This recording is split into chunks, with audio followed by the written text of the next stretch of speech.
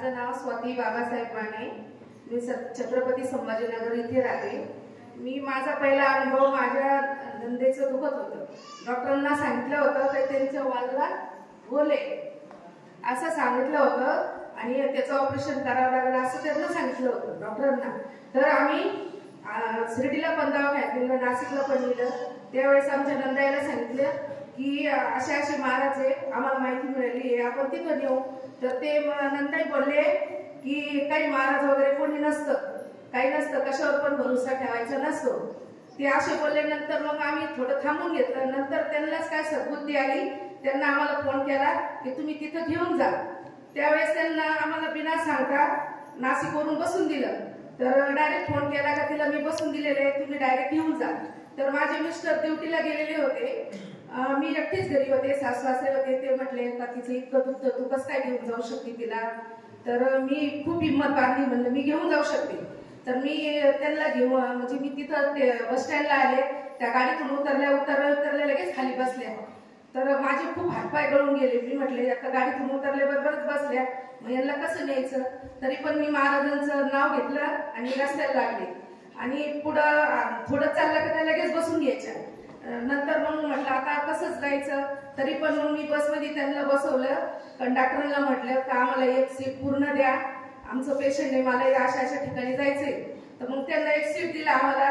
मी त्यांना झोपून इथं घेऊन आले, येरमाळ्यात उतरलो आणि तिथं पण त्या गाडीच्या खाली उतरल्यानंतर बसल्या.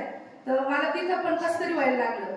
पण तरी पण मी त्यांना रिक्षात बसून इथं आणलं आणि गावात उतरलो आणि महाराजांच्या मंदिराकडे त्या डायरेक्ट बिना बसता चालत गेल्या, दर्शन घेतलं आणि 21 प्रदक्षिणा घातल्या. मग मला खूप हिंमत आली. तिथून आम्ही इकडे समाधीकडे निघालो.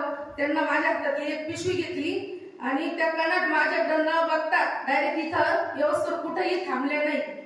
मग मला इतकं म्हणजे मला खूप आनंद झाला त्या गोष्टीचा. आणि त्याच्यानंतर त्यांना 11 वाऱ्या केल्या. त्यांना दर महिन्याला 5,000चं मेडिकल होतं.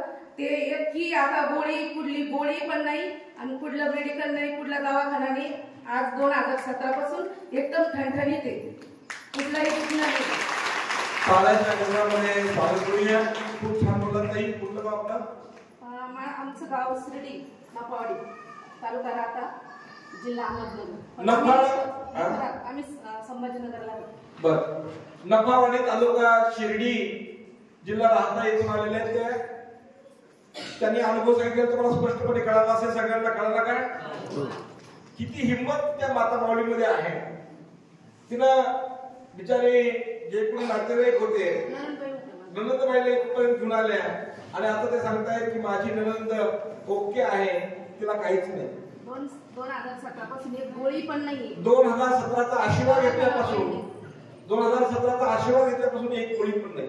बाबांनो, लोक असं म्हणतात की असं कुठं होत असतं का? नाही, कुठंच होत नाही, होतच नाही. खरंच आहे. आमचा स्वतःचा पण खूप अनुभव. विश्वास बसत नाही. असा कुठं महाराज असतो का की इथं आलेला असं होईल असं लोक म्हणतात. इथे येण्याच्या अगोदर ज्यावेळी स्वतः डोळ्यांनी पाहतो, आपण ऐकतो, त्याच वेळी विश्वास बसतो. आणि त्याच वेळी काकू सांगतायत की आता ते पेशंट 100% ओके आहे. माझ्या सासऱ्यांना आणि नवऱ्यानं पण विरोध केला होता तर तू अशा परिस्थितीत घेऊन जाऊ नको, एकटी रिस्क घेऊ नको. अगदी तो पेशंट 100% ओके आहे. बुद्धी बंद पडते. मगाशी अनुभव ऐकला, पांडुरंग हॉस्पिटल परभणी येतला, तिथेही कोम्यातला पेशंट होता, लास्टच्या स्टेजला होता. आशीर्वाद घेतल्यानंतर तो आज काम करतोय. काकूही सांगतात माझा पेशंट आज ओके आहे. काय आहे? बुद्धी बंद पडते. जे कुठं कळत नाही ते या मलकापूरमध्ये घडतं. हाच या मलकापूर नगरीचा महिमा आहे. धन्यवाद देतो, आशीर्वाद देतो. आणि दुसरा